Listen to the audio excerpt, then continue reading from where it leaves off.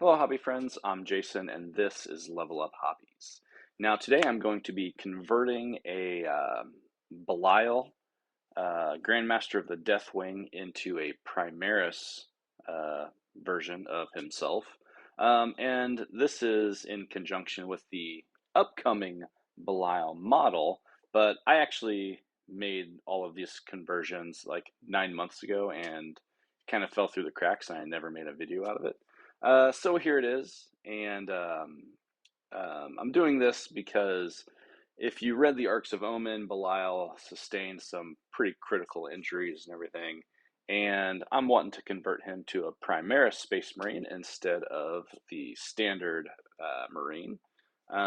So we're gonna jump in, and originally I was going to base my conversion off of the Master Lazarus uh, of the Dark Angels, but just being standard Mark 10 armor, I didn't think that was bulky enough for the Grandmaster of the Deathwing. So I decided to go with the Master in Gravis armor here. And you can see this blister pack compared to the standard Belial, which is a Citadel fine cast, which is not very good casting at all. But yeah, so I'm going to take some elements of the fine cast and then use the majority of this Master and Gravis armor, and then add some other flair from various Forge World Dark Angels bits. So yeah, so we're going to go ahead, let's jump in and start converting this guy here.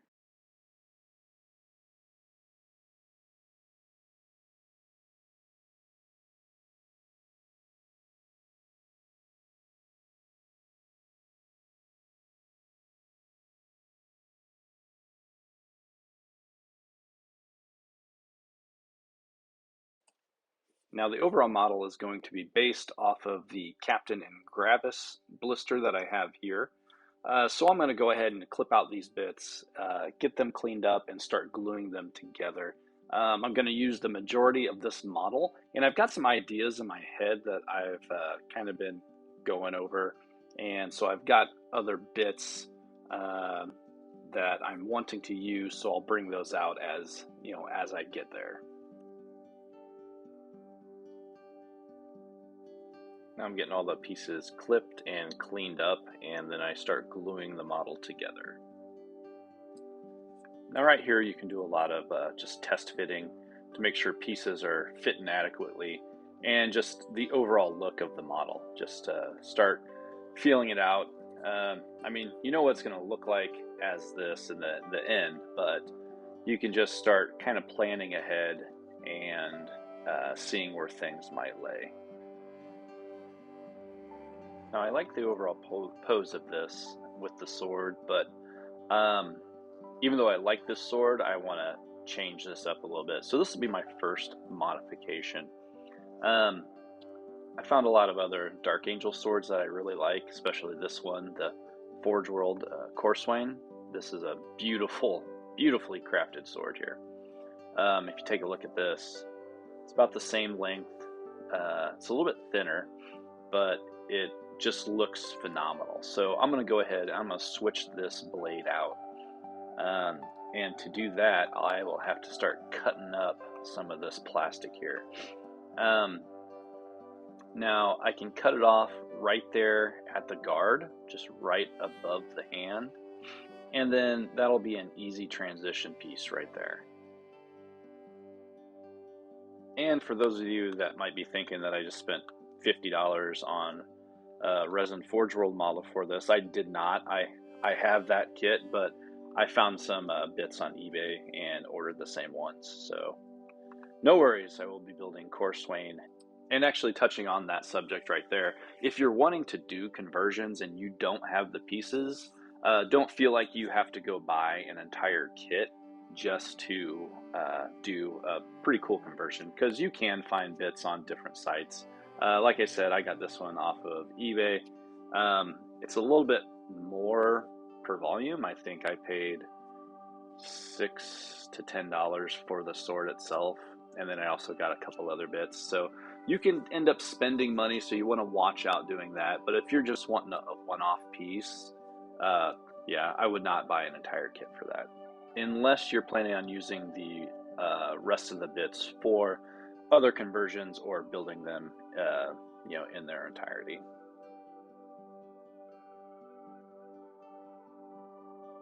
And now here, after we got the bits clipped and then cleaned up, I'm just kind of finding the correct position on where it's going to sit in the hand and how that pommel is going to look in comparison to the sword, because it's awesome when you mount, pin this on there, and then you take a final look and the sword and crossguard are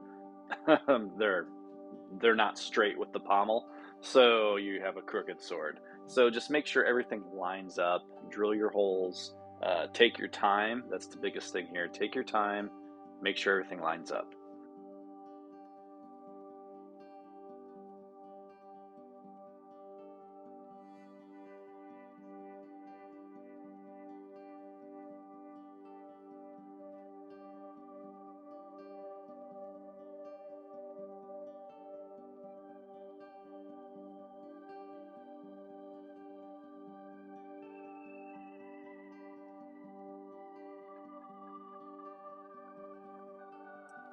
Now the blade is all together, and unfortunately I notice at this moment that the blade is kind of warped. That happens a lot with resin, but it's easily fixed. Just hold your resin piece in some hot water. I usually warm up some water in the microwave and then let it sit in there for a few seconds. Use your fingers to straighten it out, and then hold it where you want it to be and let it cool, and that resin should become rigid and hold itself in the desired position. Okay, so that sword arm is pretty much complete. I'm just doing a last test fit here. Make sure it's going to lay straight, and like the angle of the sword and everything looks good. And it does, it looks awesome. I really like how this sword fits with the overall model. Now I'm going to test fit the pauldrons. I'm not using the standard Gravis armor pauldrons like these, just because I don't think they kind of denote his level of office, I guess. And it doesn't tie it into the Dark Angels at all. I mean, I could paint it, but I decided to use this pauldron from, I believe it is actually the Corswain pauldron also. And I am just testing it to make sure it looks right on this model. And I want to get these on, make sure they sit correctly, and do any adjustments now before I glue the other arm on and have to do any type of cutting on that. And during my test fit, I noticed that the pauldrons are actually, they're kind of loose on that inner shoulder pad that he has. So I grabbed some green stuff, cut off a little chunk, and get it mixed up. And what I'm going to do is just roll out a couple little balls of green stuff, and then I'm going to add some super glue to the inside of the pauldron, and then just press that green stuff into it, and then press it onto the arm, the shoulders. So that will make a nice snug hold. The green stuff will fill any gaps, and it will hold it in there very securely.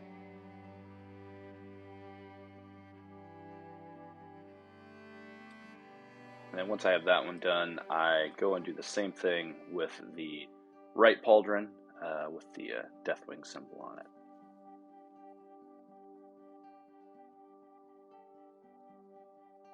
And if you notice any green stuff kind of pushing out of the underside or anything, just wait for it to dry a little bit. And then just get a nice sharp blade and just slice that right off even. And you won't even see it. I mean, you could also use just like a sculpting tool and kind of sculpt it into it. But I just cut it right off, and it's level, and once the arm's on there, you don't even see it. So now I'm doing a test fit with the cloak. Just to make sure everything fits nicely with the different pauldrons. And it fits good. I don't think I had to do any trimming right here. But I will be doing a little bit of sculpting here in a second, because replacing the right pauldron with this Dark Angel one, I'm missing this sculpted part of the cloak that kind of starts on the chest and comes over the shoulder. So I'm going to go ahead and just start sculpting a replacement for that part using a 50-50 mixture of green stuff and milliput. And yeah, I use this. It was just kind of an experiment. I've seen other people do like mixes like this, and it changes the consistency and the drying time and the strength of it, afterwards. It makes the green stuff not as elastic whenever it dries. It's a little bit harder. So yeah, it sculpted really well, and I'm pretty happy with the results. Now, before I start sculpting on this pauldron here, I decide that I'm going to cut away some of the detailing and just the height, just to keep the height of that the new sculpt down, and it will fit nicely, like with the power pack and everything else that's going on. And now the moment of truth to test out my sculpting abilities here. So I just rolled out a small sausage of this sculpting putty, and I'm going to just kind of lay it over the pauldron, just to kind of see like how it's going to drape and sit there.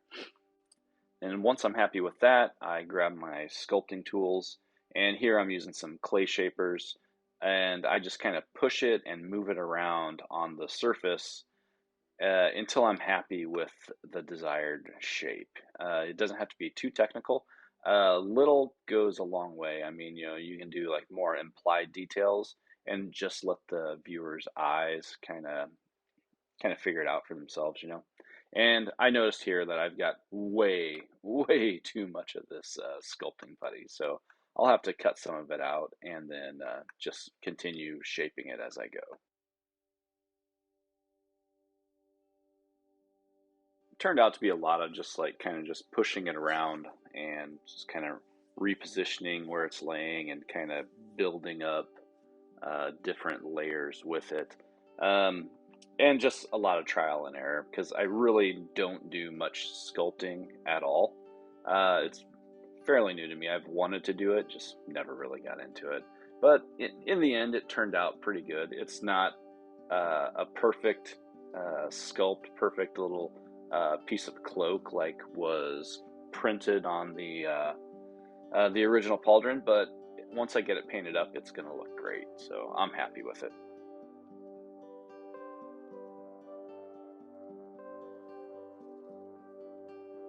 Now, when it comes to like customizing models for specific characters, I think a lot of it comes down to the details that denotes who it is. So another little detail piece here is the tilting plate from the Beliel set, the blister pack here. This is another fine cast little bit. It doesn't hold the detail as well as the Forge World resin does, but I think it's a piece that I needed on here just to kind of tell the story of who this character is. And even though I had to switch which side it's on, I don't think that really matters much here.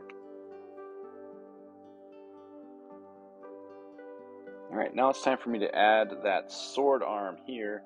And some of you might be wondering, it's like, well, this was the first conversion you did, why are you just adding it now?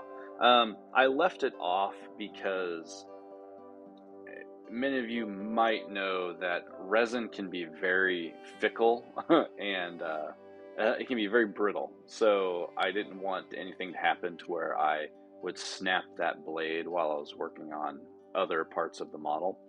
And sculpting that part of the cloak and everything would have been a little bit more difficult if I had that part of the arm and the sword sticking up there. So that's why I did that. Just always kind of think ahead about what you're going to be doing to finish this model, and whether or not it's beneficial to add pieces, now or later, just to finish it off. But this sword, like, the arm sits in there perfect, and the pose, I mean, it's this basically the exact same pose from that Captain and Gravis armor. I didn't really change any of that, but I think I've changed enough details on it to show who this really is. And now here's a little comparison between him and the Blade Guard lieutenant that I painted up here. Now, the last little bit of details on this is going to be his back standard. Some people don't like the use of the standards, the banners, but I love them. Like, I use them in most of my, well, yeah, pretty much most of my HQ and a lot of my sergeants, my veterans and everything. They all have banners on them just to denote their station. I think it's a cool aspect. You know, it works with some armies, some it doesn't. I think definitely with my Dark Angels, they use, you know, the battle standards here. So, and at this point, I have clipped and cleaned it out and got it ready for gluing. I drilled a hole in the base and then ran a piece of paper clip in it to use as a pin.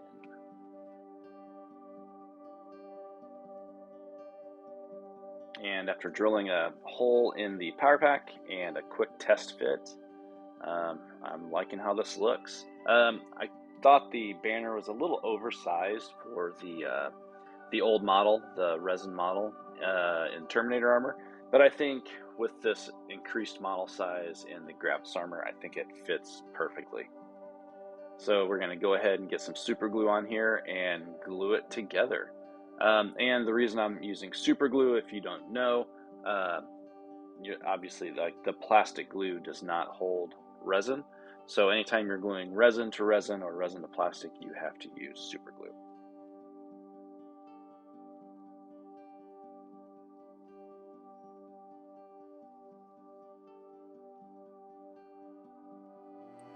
And here, the last little detail was just to glue on the head, and this model is done.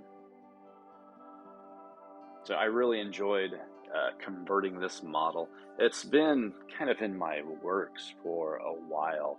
I've been wanting to make it actually for a while, and this particular conversion I did, I actually made it last April, and I'm just getting around to getting it posted, so that's a shame.